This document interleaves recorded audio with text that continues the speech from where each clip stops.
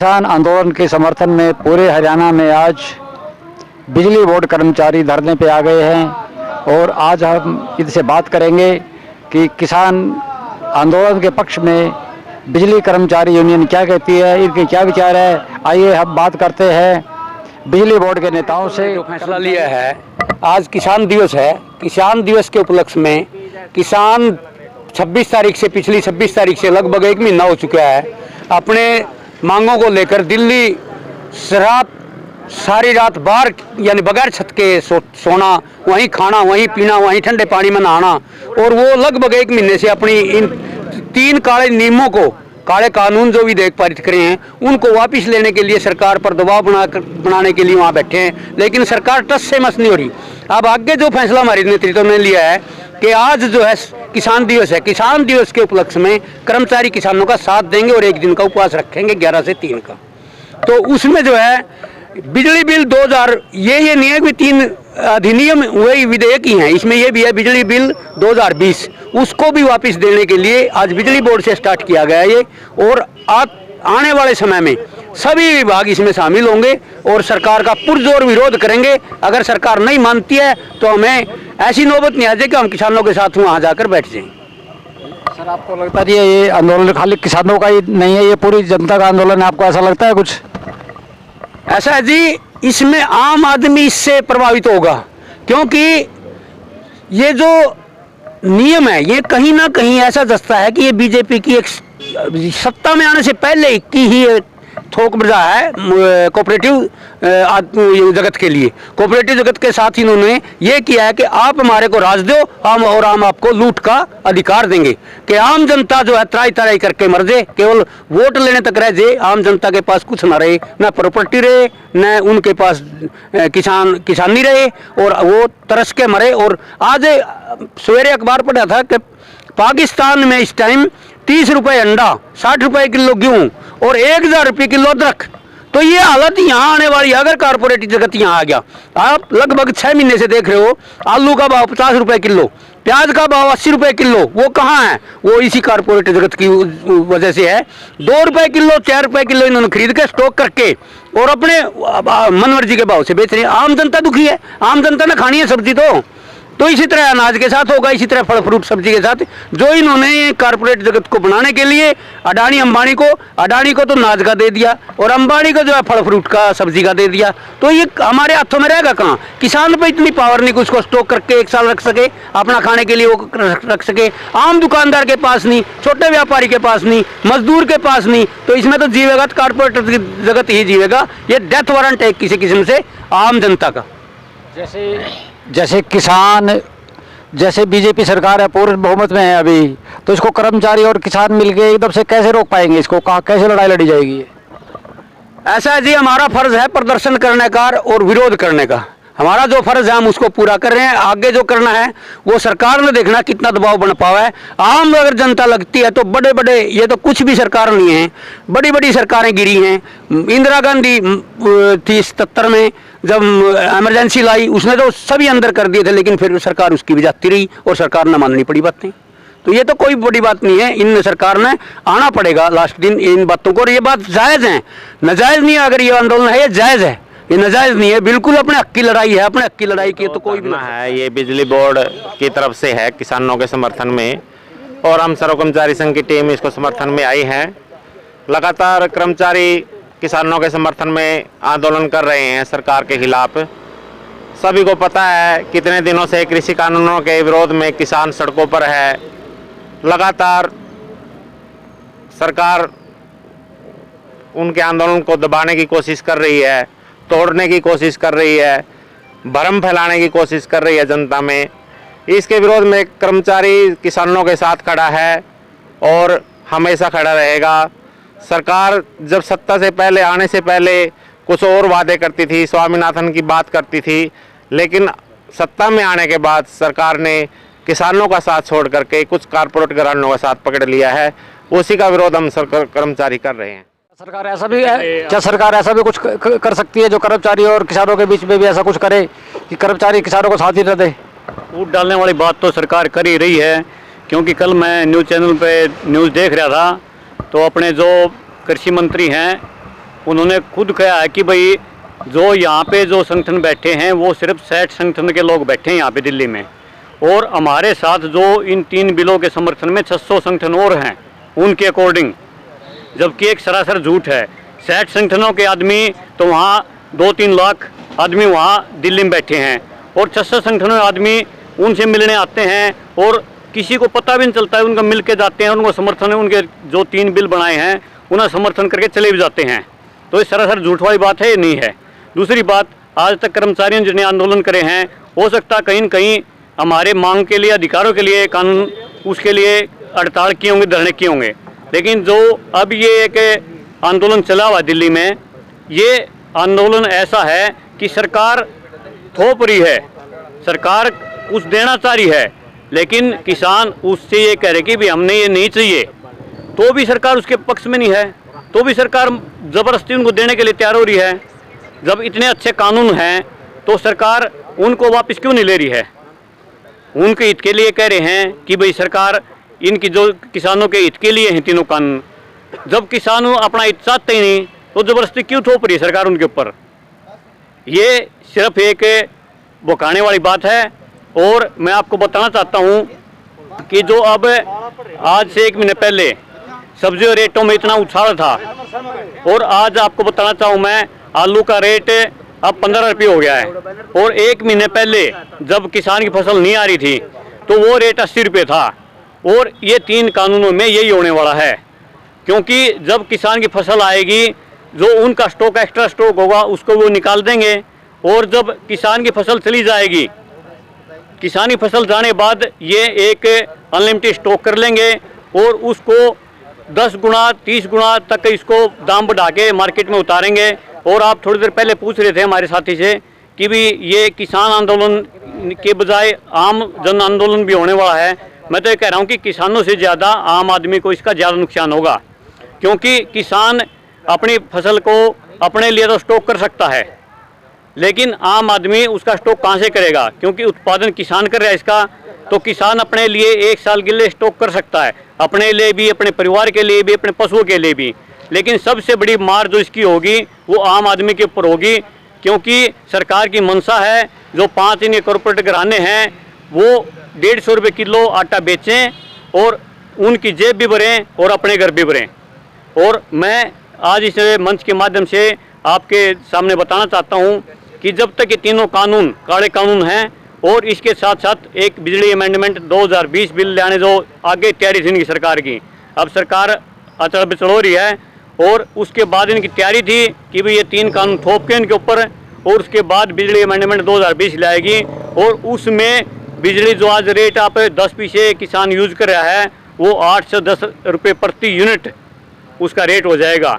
और जैसे आपने देखा होगा, गैस सिलेंडर सब्सिडी का एक डकोरा चलाया था इन्होंने। जिस टाइम गैस सिलेंडर की सब्सिडी लागू की थी उस टाइम सिलेंडर का दाम 335 रुपये था, और इन्होंने ये करके कि भाई हम सब्सिडी देंगे, 700 रुपये का सिलेंडर भर रहे थे, और उसके बाद 200-250 रुपये उसके अकाउंट में आ जाती थी। जब उसकी जेब में ऑलरेडी है जो पैसा, उसको घुमा क्यों रहे उस पैसे को? 335 का जब रेट था सिलेंडर का तो 335 का रुपये लेते और 335 का भरते। तो आज धीरे धीरे क्या हुआ सब्सिडी का? अब सब्सिडी है कहीं पे? आपको बताना चाहता हूं मैं, आप तो वैसे पता ही है, मैं फिर भी आपको बताना चाहता हूं, पिछले 1 महीने में 100 रुपये सिलेंडर बढ़ा दिया है, 50 रुपये एक बार और 50 रुपये एक बार, और ऐसे ही बिजली के साथ भी करने जा रहे हैं। और मैं अपने यहाँ सभी साथियों के माध्यम से आपको बताना चाहता हूँ कि जब तक सरकार इन तीनों काले कानूनों को वापस नहीं लेगी और बिजली अमेंडमेंट को तो भूल ही जाएगी, तब तक हमारा धरना और हमारे कर्मचारी साथी किसानों के साथ हैं और बिल्कुल तन मन धन से उनके समर्थन में हैं, और जब तक ये कानून वापस नहीं साथ में रहेंगे। जिंदाबाद जिंदाबाद जिंदाबाद, किसान आंदोलन कामयाब कामयाब कामयाब, कर्मचारी साथी जिंदाबाद जिंदाबाद जिंदाबाद, किसान मजदूर एकता जिंदाबाद जिंदाबाद जिंदाबाद। हमारे फार्मिंग का हम किसानों के साथ खड़े विरोध करते हैं। कॉन्ट्रैक्ट फार्मिंग का ये है कि कॉन्ट्रैक्ट फार्मिंग के अंदर किसान अपनी मर्जी से कोई खेती नहीं कर सकेगा। उसके अंदर जो भी कारपोरेट घराने हैं, जो वो कॉन्ट्रैक्ट करेंगे जिस भी खेती के लिए, उसको वही फसल करना होगा। जैसे पहले फ्यूचर में पहले हम कॉन्ट्रैक्ट फार्मिंग के शिकार हो चुके हैं। पहले उसमें क्या था, आलू की कॉन्ट्रैक्ट फार्मिंग हुई थी।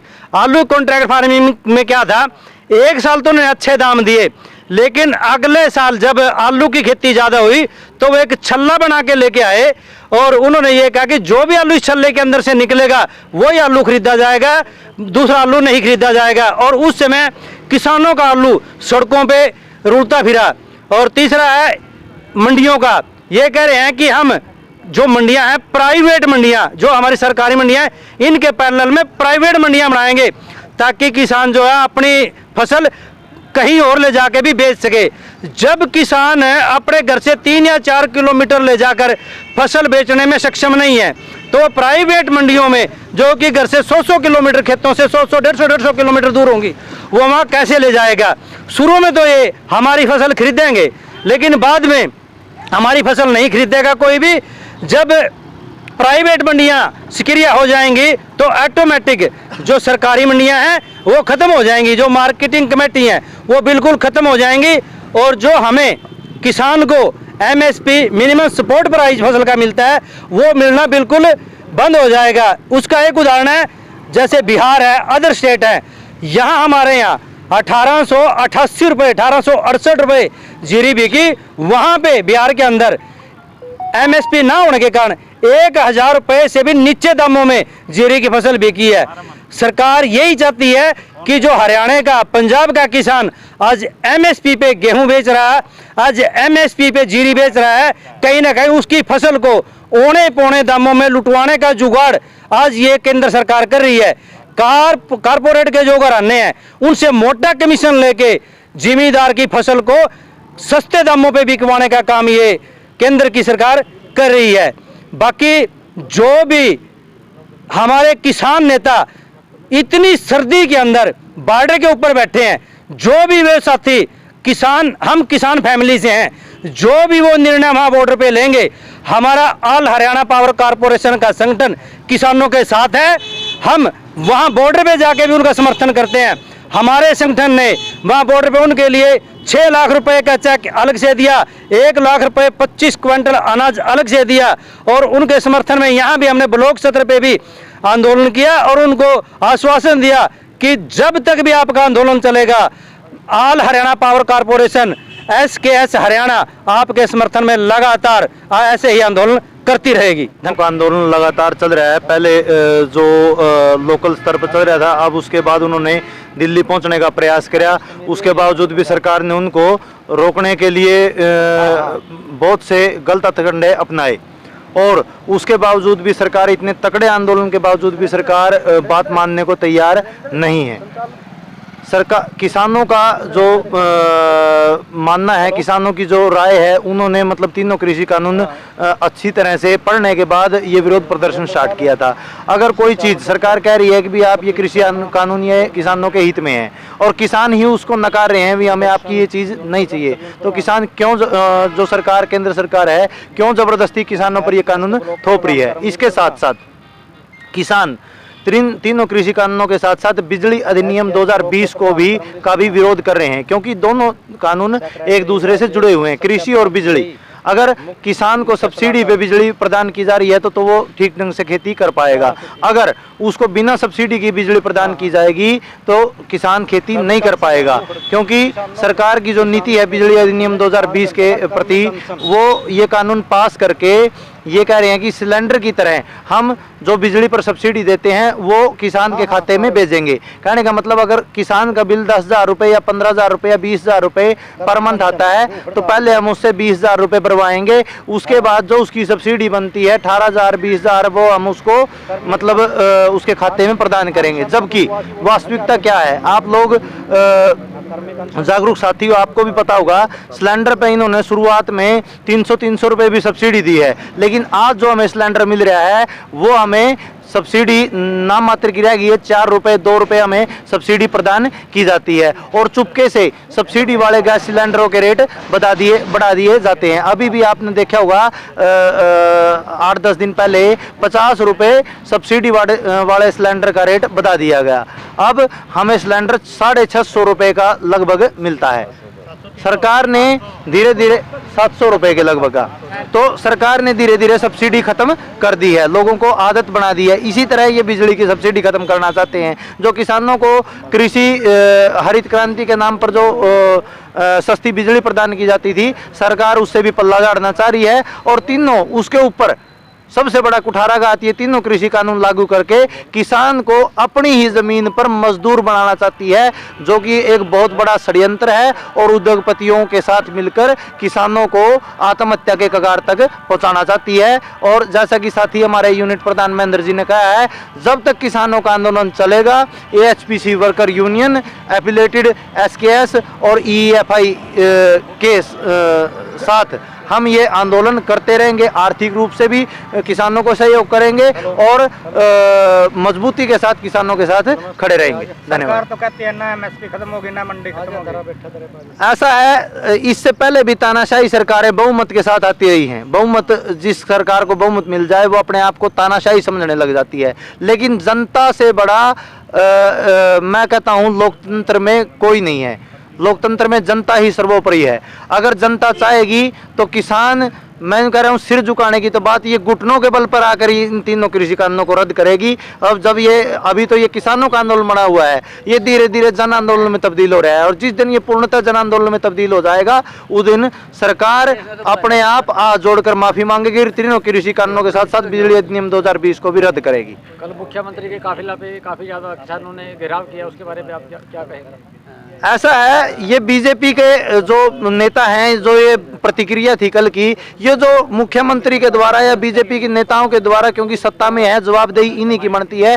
बार बार जो किसानों के खिलाफ बयान दिए जाते हैं, कभी खालिस्तानी कहा जाता है, कभी पंजाब का आंदोलन कहा जाता है, कभी विपक्ष की राजनीति कहा जाता है, तो ये सब उनका रिएक्शन था। और धीरे धीरे आप लोग देखेंगे, इन्होंने पीछे उपवास कराया, उसका विरोध हुआ। हर एक गांव में पोस्टर लगा दिए गए हैं। लगभग भी बीजेपी और जेजेपी के कार्यकर्ताओं का आना मना है। इनके हर एक कार्यकर्ताओं का विरोध करेंगे किसान। और उसके बाद ये जन आंदोलन बनने के बाद बीजेपी और जेजेपी जो गठबंधन में बैठी है, इनका गांव में क्या घर से बाहर निकलना मुश्किल हो जाएगा। इनको ये तीनों कृषि कानून हर हालत में रद्द करने ही पड़ेंगे। ऐसे ही रोचक व महत्वपूर्ण खबरों को जानने के लिए व सुनने के लिए भारत मनी इंडिया से जुड़े रहिए और चैनल को सब्सक्राइब, लाइक और शेयर अवश्य करें। धन्यवाद।